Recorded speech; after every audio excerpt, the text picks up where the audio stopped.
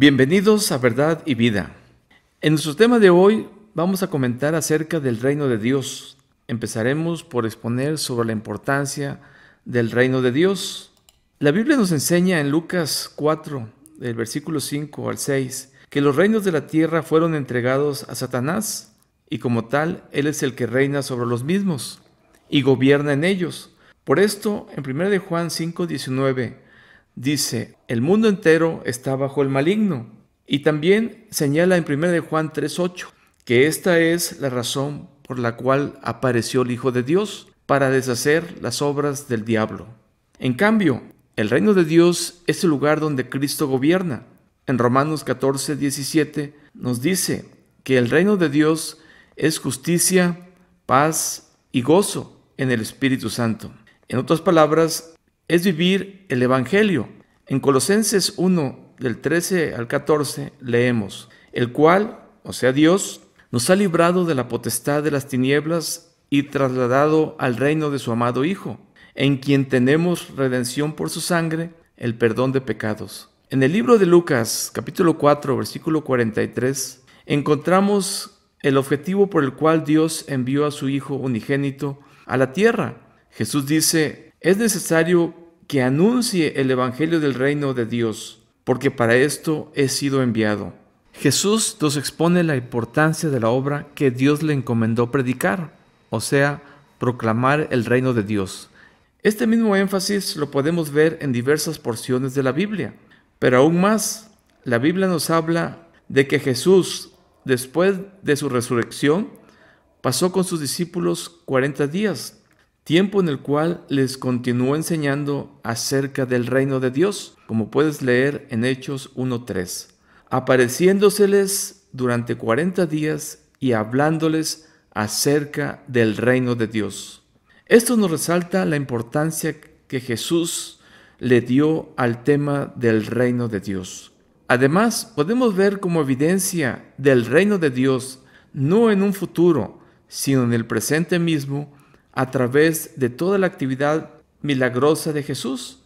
Ejemplo, en Mateo 11, del 4 al 5, leemos, respondiendo Jesús les dijo, id y haced saber a Juan el Bautista las cosas que oís y veis.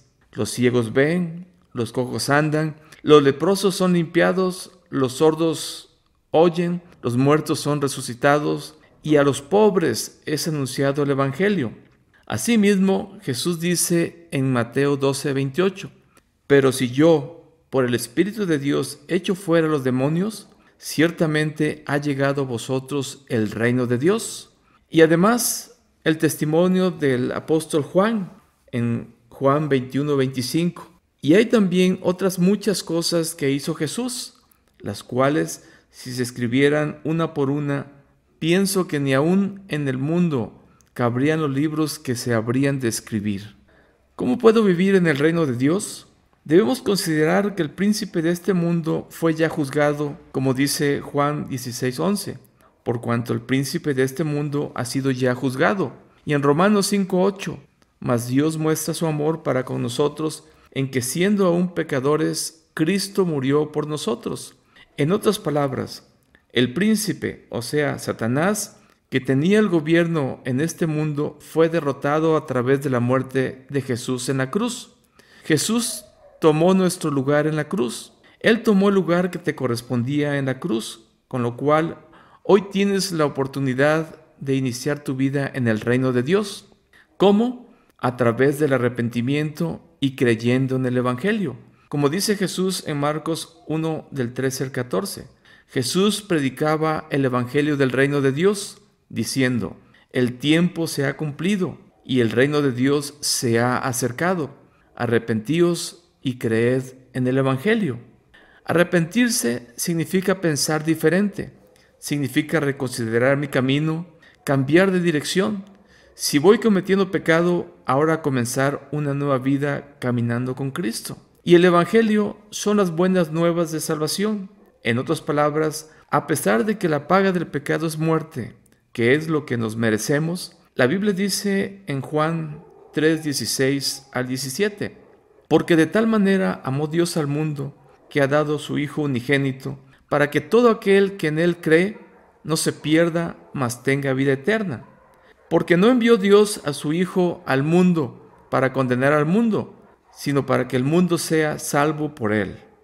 Una vez que te has acercado a Dios, la evidencia de vivir en el reino de Dios es hacer frutos dignos de arrepentimiento, como dice Mateo 3:8.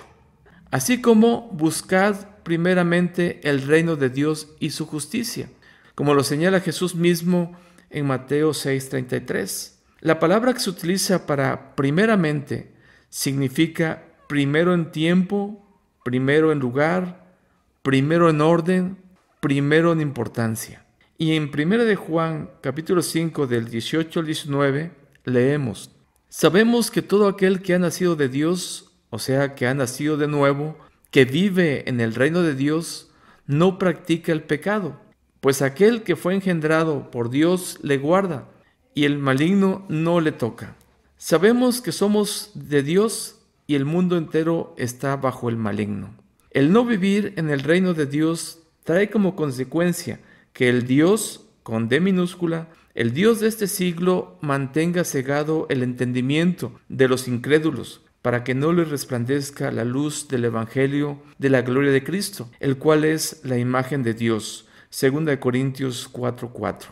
¿Hay algún límite para buscar vivir en el reino de Dios? La Biblia dice en Isaías 55:6 y 7: Buscad a Dios mientras puede ser hallado, llamadle en tanto que está cercano.